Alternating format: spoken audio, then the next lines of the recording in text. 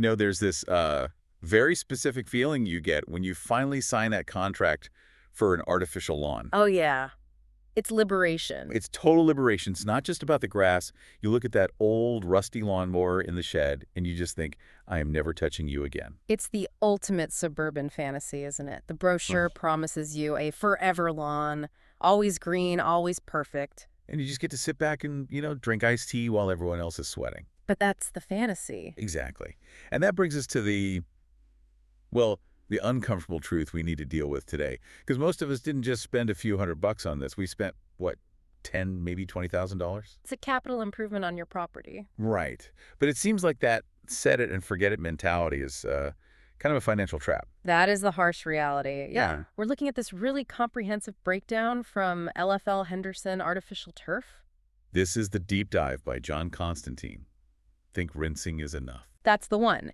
And the core message is that low maintenance has been sold as no maintenance, and that little misunderstanding is actually destroying people's investments. And they talk about this concept of the 3-year wall, which I have to be honest, as a homeowner, makes me sweat a little. Yeah, it should.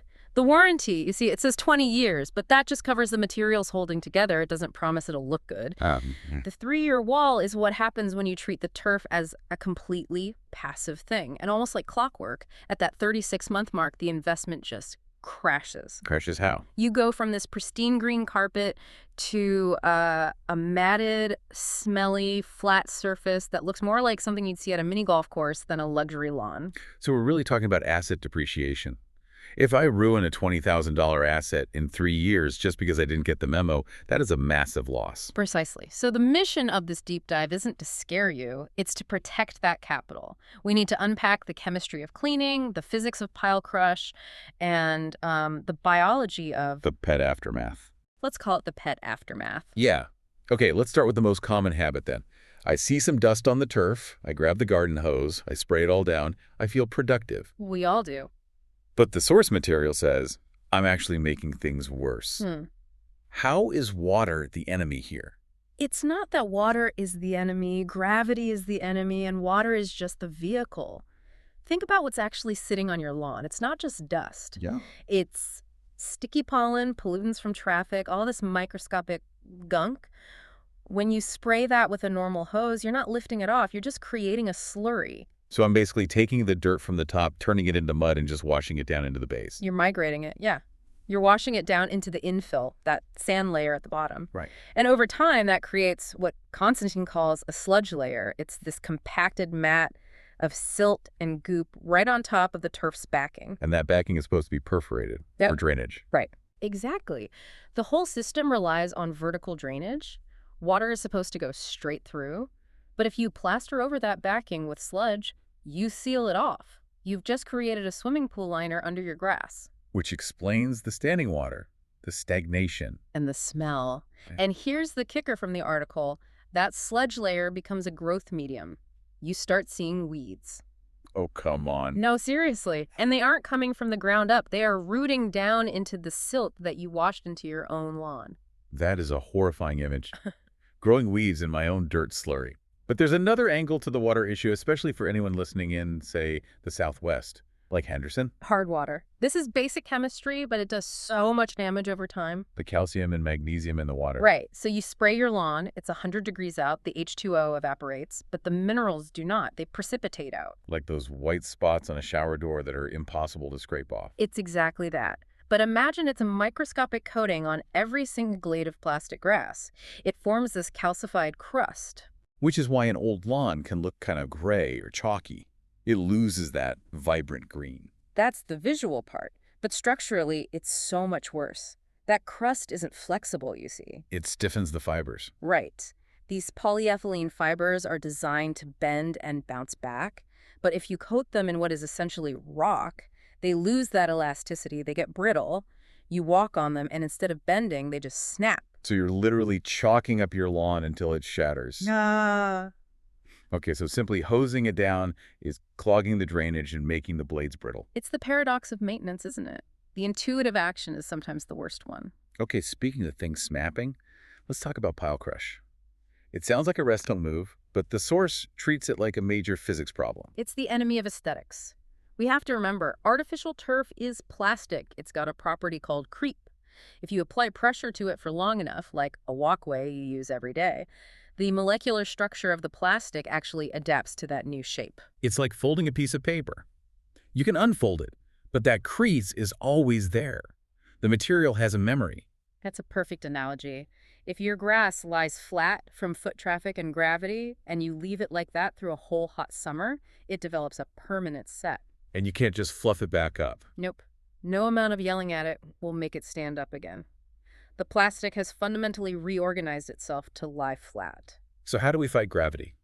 The source mentions brushing, but it was very specific about the technique. This isn't just sweeping leaves. No, you're blooming the turf. You have to look at the grain, the direction the blades are leaning, then you have to brush aggressively against that grain to force them vertical. You're basically retraining the plastic's memory. And this is where the tool choice is apparently life or death for the lawn. There was a huge warning in the notes. No metal rakes. Never. Not even once. A metal rake will just tear the fibers right out of the backing. You're essentially skinning your lawn. You need a stiff, bristled, synthetic broom. But let's be real for a second. Brushing a 2,000 square foot lawn against the grain.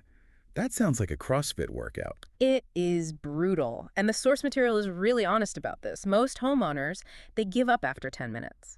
The friction is just immense. And that's why the pros use power equipment. They mentioned tower brushing. Yes, think of a big cylindrical drum with stiff bristles spinning at high RPMs. It does two things a human can't.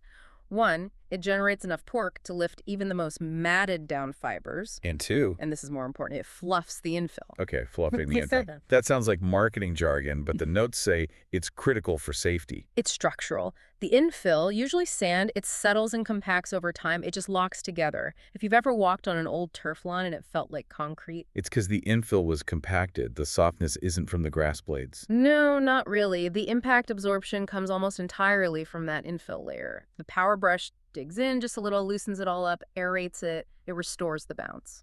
Okay, so we've covered the look and the feel. Now we have to cover the smell.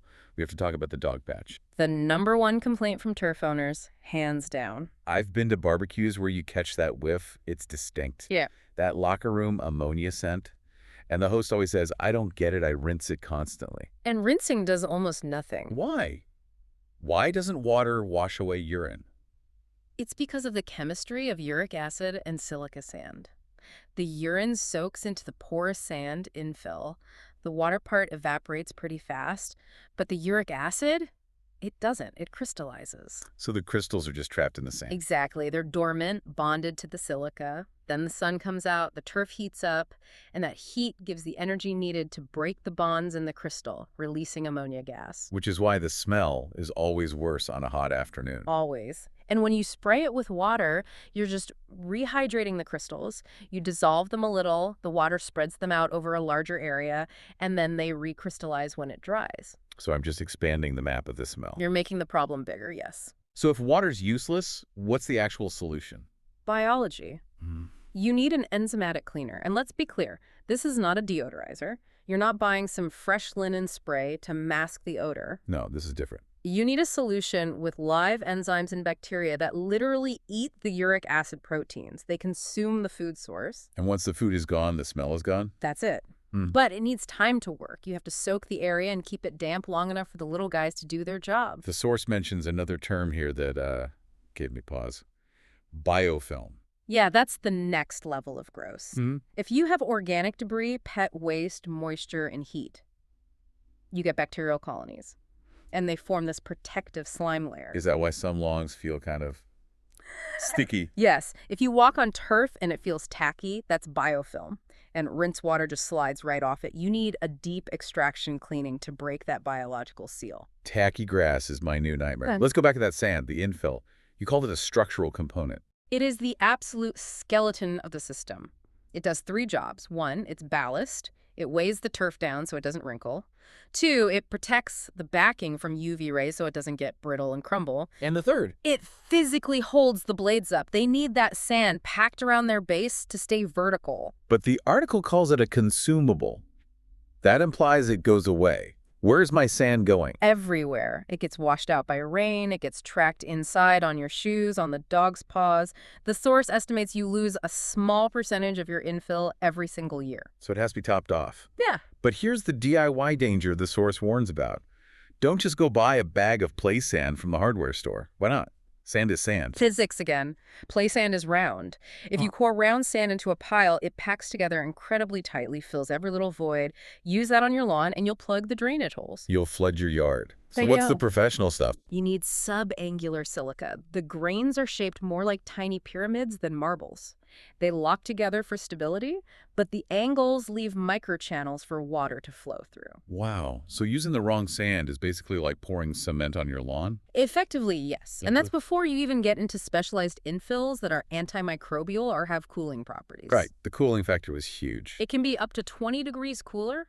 In a place like Henderson, that is the difference between your kids playing outside or getting burns on their feet. Speaking of burns, this next part honestly blew my mind. The melting phenomenon. Windows are literally melting lawns. The solar death ray. It's a fascinating, if destructive, problem.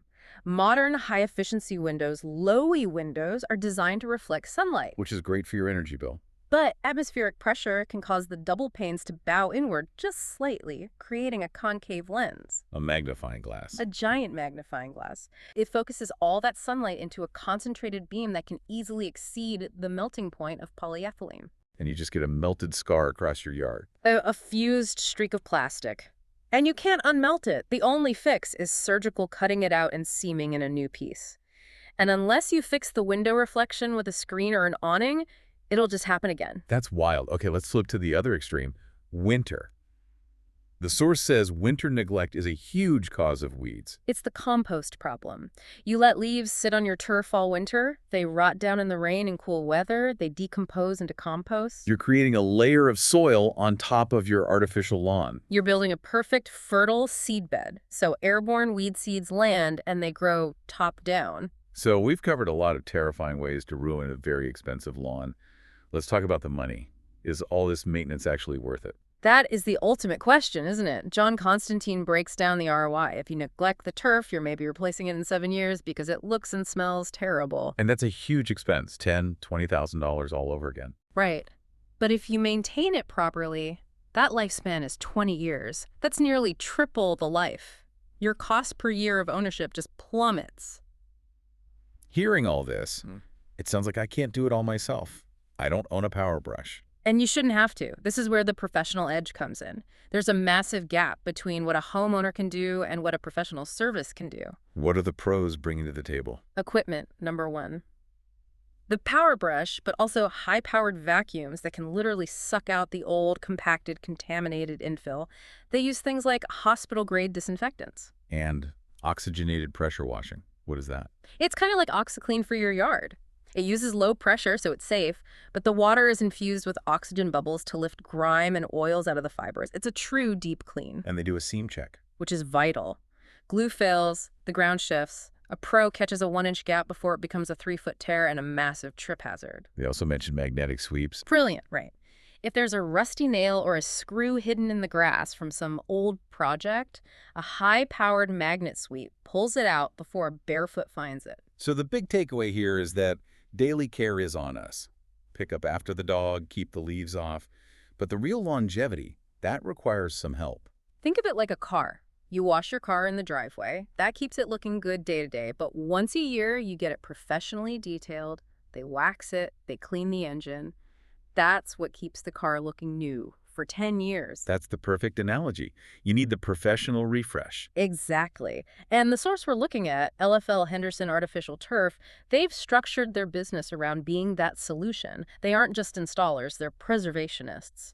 So if you're in the Henderson area and you're looking at your lawn thinking, oh, it's looking a little flat or smelling a little funky, what's the move? You need to go to their website, give them a call. Their whole turf maintenance service is designed for this. And we've got the number here from the source. It's 725-888-8813. Right. You just schedule a consultation. They handle all the heavy lifting, the deep cleaning, the infill replenishment, the power brushing, even repairing those melted spots. That just seems like the smart play. You do the easy stuff, let them do the hard stuff, And your lawn might actually last the 20 years promised. It's really the only way to protect that initial investment. So to wrap this all up, let's recap the trinity of turf care from the article.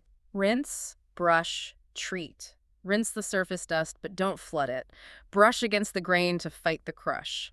And treat any odors with enzymes, not just perfume. Rinse, brush, treat, and call in the pros once a year. And I want to leave our listeners with one last thought on this, on sustainability. Okay. We think of artificial turf as plastic, so maybe it's not great for the environment, but the most green thing you can actually do is make that plastic product last as long as humanly possible. Keep it out of the landfill. Exactly. If you have to rip out your lawn every 7 years because you didn't maintain it, that is a massive amount of non-biodegradable waste.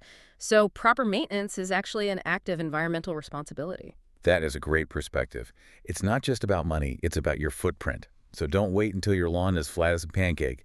Check out LFL Henderson. Give them that call at 725-888-8813 and keep that green dream alive. Thanks for diving in with us today. Always a pleasure. Keep brushing.